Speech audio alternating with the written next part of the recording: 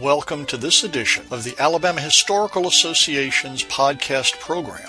I'm your host, Marty Olaf, and I talk with people who conduct interesting research and do interesting things concerning Alabama history.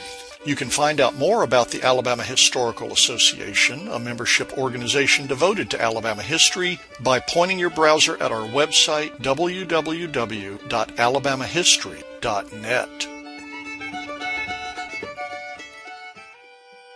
I'm here today with Jim Day, the author of Diamonds in the Rough, A History of Alabama's Cahaba Coal Field, published by the University of Alabama Press in 2013, and the 2014 winner of the Clinton Jackson Coley Award for Best Book on Local History. Jim, thank you so much for being here, and congratulations on your award. Thank you, Marty. It's a pleasure. I am a professor of history at the University of Montevallo. Have been here for about 17 years and actually grew up in Montevallo, left after high school, spent a career in the Army, and then ended up back home. It's good to teach history back where I grew up.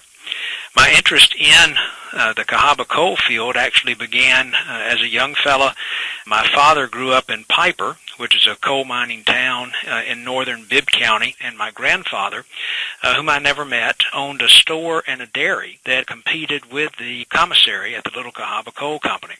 When I was a young boy, my dad used to walk me around the place and tell me where the tipple used to be, where the company offices used to be, where folks lived, where the school was, where the churches were, and things like that. I also remember riding out toward Marvell, another little area in Bibb County, and seeing the mine openings. But had kind of a fascination with that, really more of the sense of the people and the communities that were no longer there.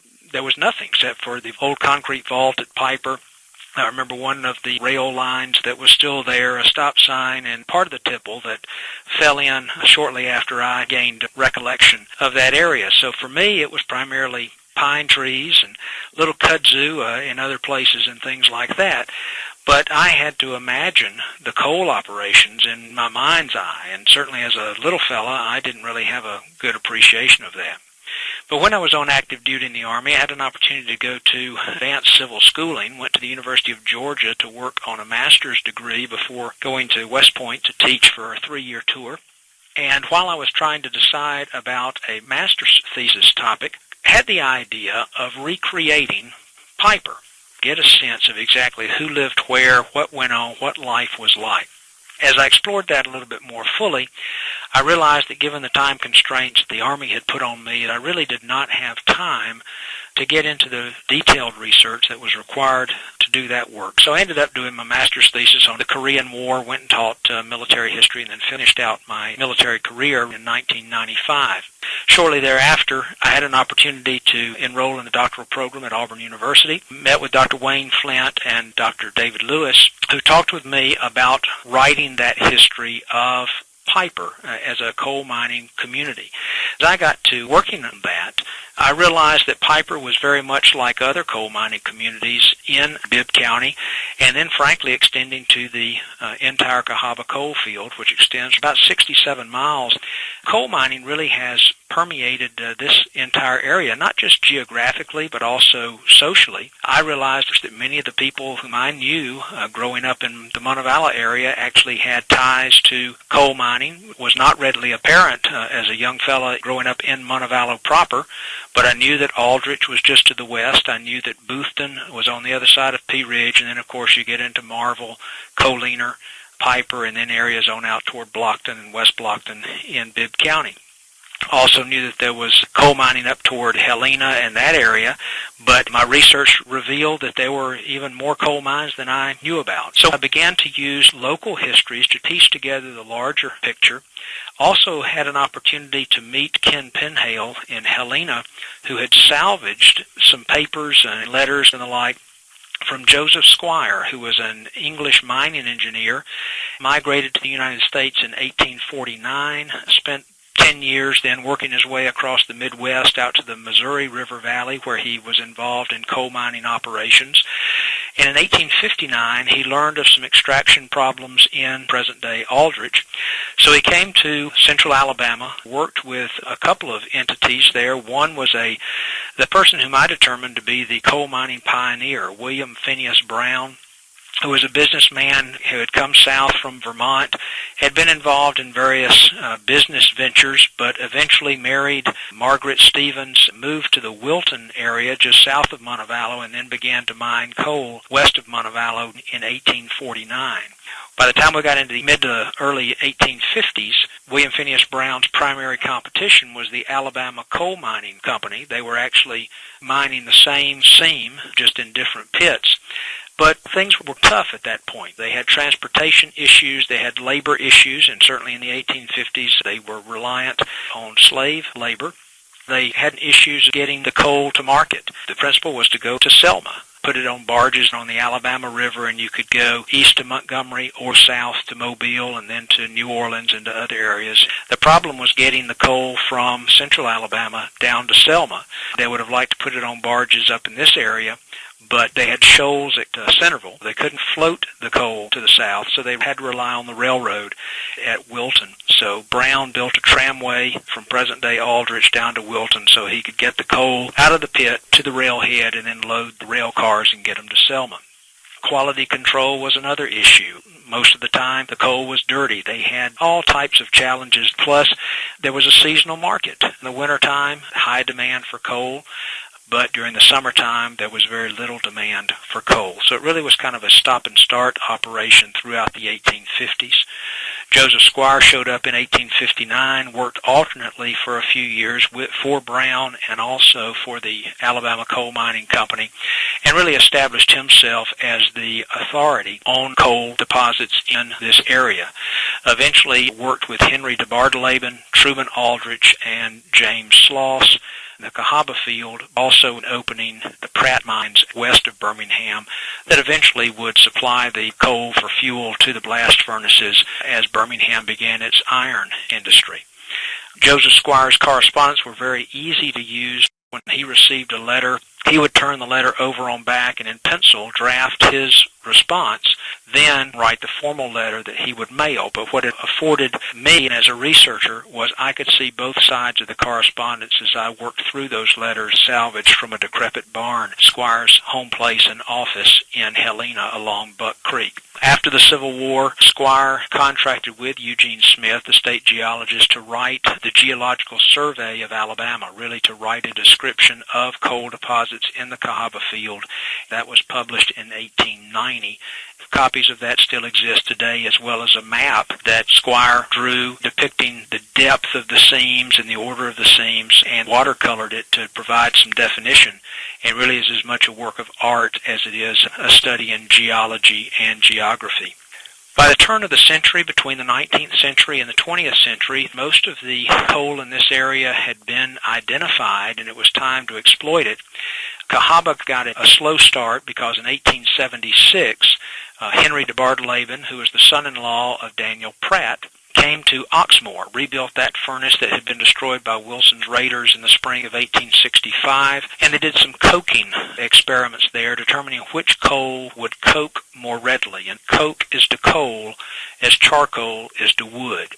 It's an intermediate fuel and was better in the blast furnaces because it wasn't as soft as coal. Therefore, it would stand up under the weight of the iron ore and the limestone that were put into the blast furnace when they were melting the iron and then drawing it off to make pig iron.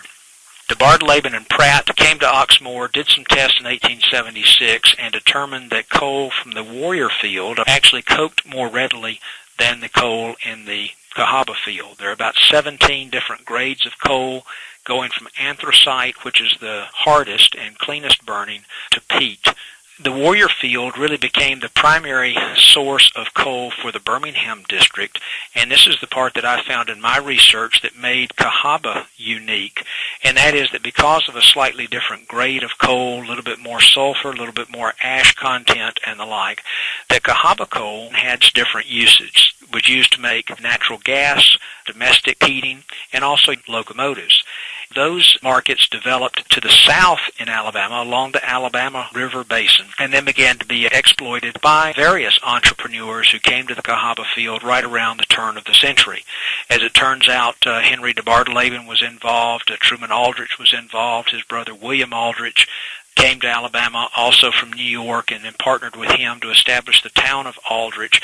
But many of these communities sprung up around the mining operations and began to exploit the coal in the early part of the 20th century, which began to develop coal towns. In fact, the coal towns really didn't come of age until around World War I.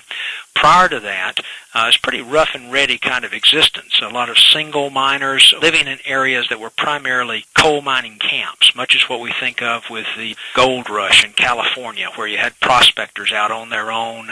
And so you had a lot of brothels, saloons, the attractions for single men. But with the advent of World War I, many European immigrants returned to the old country to fight for their home countries. Many of the single men were drafted, and that meant that the coal mining was performed by married men who obviously brought wives and children to the community. So rather than being mining camps, they were transformed into mining towns. And with that came the need for medical care, recreation, churches, schools, and so many of the companies infuse those services into the coal towns. And that development defines the second part of my book. I move from a chronological treatment of the development of the coal field to a more topical approach. And I talk about the coal towns, describing them, talk about the development of coal towns in various places, specific entrepreneurs who developed those towns. There was a deliberate process that they went through in developing the towns. In 4 areas in the Cahaba field, convicts were used. These were leased by the companies from the state prison, and the government negotiated the contracts, and ultimately the convict lease system constituted 6% of the state budget, which is one of the reasons that it lasted so long, really more than half a century, and did not end until 1927-28 with legislation that imposed a gasoline tax that would pay for road repairs and upkeep, so that they took the convicts out of the mines and then put them into the road camps to maintain the roads. Companies also implemented welfare capitalism. Historians look at that in 2 different ways, some of them more positive, some of them more negative. Some of them look at it as social control, but it provided basic services for the people, really kind of providing that community atmosphere. And from the owner-operator standpoint, was that in providing those services, then that created a contented workforce, a fairly happy community, and therefore any attempts by labor organizers to come in were thwarted, were minimized. And development of the labor unions and the like is another part of that story that I deal with in 1 chapter of the book. What we have then is in the first half century of the 20th century, coal is doing pretty well. A heyday is probably the 1920s, 1930s. World War II gives it a little boost, but by the 1950s, other fuel sources displace coal. It's getting more expensive to extract, so most of the coal towns in the Cahaba field are sold. The structures are torn down, sold for other purposes, and many of these mining communities then became ghost towns. There are a few that continue to exist, like West Blockton, Aldrich, but for the most part, these mining communities are gone. That's the story that I try to tell, trying to give voice to these folks who did that work for a little more than a century in central Alabama. One of the things that I thought was absolutely fascinating is how coal pirates pull the pillars out of the mine rooms and excavate that coal. Can you address that? Yes, those are the wagon or truck mines, and that was very dangerous work. The technique during the underground mining days was the room and pillar technique, where they would excavate the coal there but then leave a pillar to hold up the roof, and then they would go through and honeycomb the entire area as they followed the coal seam through. The major companies shut down, moved to other areas, but they would leave these areas open, so that the fellows who had a truck or a wagon that they could load with coal then would go back in, and I've heard some accounts of how they do this. They might take an old automobile engine, set it up out there so they could get some electricity running there so they could get a little bit of light, and then they would tie a rope around those pillars, maybe hook it to a truck, and just pull the pillars down and let the roof cave in on top of it. Then they try to get the coal out as best they could, load up 1 truckload or 1 wagon load, and sell that either for domestic heating or perhaps perhaps steam production for a local company or something like that. Really was a form of individual entrepreneurship that was very dangerous but also very ingenious and try to get those last remnants of the coal out of these areas. In any extractive industry, there is an environmental as well as a social and personal price for those conveniences. Jim, thank you once again for joining us, and congratulations in winning the Coley Award for 2014. Thank you. I appreciate the opportunity to share some information about my book. Thank you for joining us today. This has been another edition of the Alabama Historical Association podcast program. Our music is the traditional tune Whistle By, performed at City Stages in 1996 by James Bryan and Carl Jones.